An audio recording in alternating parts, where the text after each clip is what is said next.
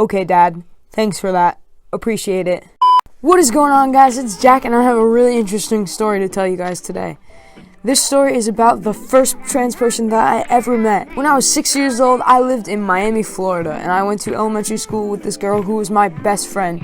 We did everything together. I spent so much time at her house. Anyway, my friend had an older sister, and her sister was really cool. I took a liking to her almost instantly. I thought she was awesome, and I totally idolized her. Now, we were both about 6 or 7 years old, and her older sister was in her teen years, and sometimes watched us, and sometimes would teach me little Green Day licks on guitar, which became a huge part of my personality. And for some reason, she stuck in my head for my entire life. Now, I always saw her as almost gender neutral. I never saw her as my friend's sister. A few years later, she began to get more and more masculine, and my parents decided that they needed to explain this to me for some reason. My parents are dumb. Anyway, my parents sat me down and very poorly explained to me that she was, in fact, transgender and transitioning to become he, which I didn't really understand at the time, but it's not that I didn't understand as a way that I thought it was weird. I just didn't understand and didn't think anything of it. It didn't matter to me at all. My parents' very poor explanation of what transgender was became what I thought of myself. It is something that I internalized on myself, which played a very negative role in my self-perception and my life. However, he became an imaginary figure in my head because we later moved and lost contact, but for some reason, he always stuck in my head. He changed his name to Brandon, and Brandon became someone who I used as a reference and always thought back on. My dad actually mentioned him a few times when he asked me if I, in fact, was transgender, which I denied because my dad tends to be a bit of a shithead. So he would reply, "Oh, okay, good, because that whole thing that happened with Brandon really freaked me out." Okay, Dad. Thanks for that. Appreciate it. A few weeks ago, I became really just obsessed with the idea of reconnecting with him because he just was a huge influence on my life and my transition. So I reached out to his younger sister, who I still have on Snapchat and Instagram. And I told her, "Hey, I don't know if you know this, but I'm transitioning, and I was wondering if you could put me in contact with your brother." So she gave me his Snapchat, and I reached out. And it took him about a week to message me back. And during that week, I became really obsessed with just reconnecting and getting in contact with him.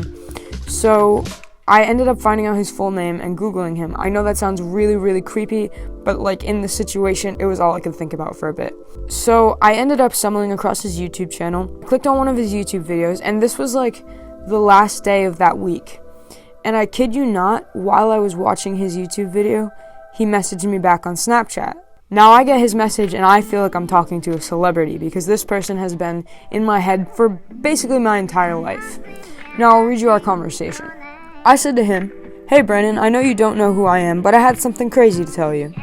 Which he replied to about a week later, "Hey, what's up?"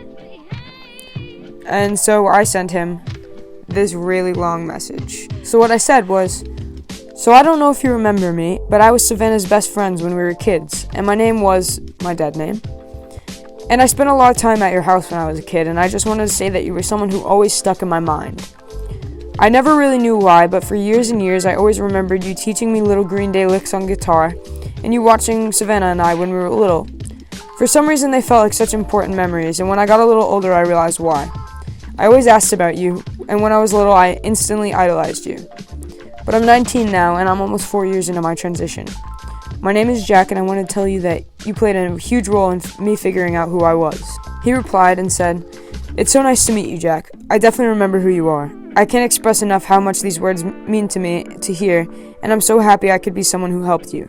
How have you been? How's life? I remember you moving to Massachusetts. Are you still living there?" We got on with talking, and we Snapchatted for a few days and then exchanged numbers. And come to find out, he actually moved to Boston and has been living in Boston for the past few years, which I thought was crazy because I go to Pride and all these rallies in Boston, and I probably had been to the same rally as he had been to, or the same Pride event or something. But I thought that was really interesting, and we got on to talking about the surgeons in Massachusetts and all kinds of things, and it was just really, really comforting for me to get to talk to him. It was like closure that went full circle, because I had a really negative picture of myself because of a negative picture that my transphobic parents painted of him. And then I finally got to talk to him and see that he's this great person. And it was just full circle for me, and it was really validating and just amazing. And Brandon, if you're watching this, I'm really glad that we got to reconnect and that you were a huge part of my life, and you've always been a role model of mine, even though I haven't spoken or seen you in years. So it was really great to get to reconnect with you, and I'm really thankful for that. Anyways, guys, thanks so much for watching. If you want to like this video, drop a comment or subscribe. I would appreciate that a lot. Have a great day.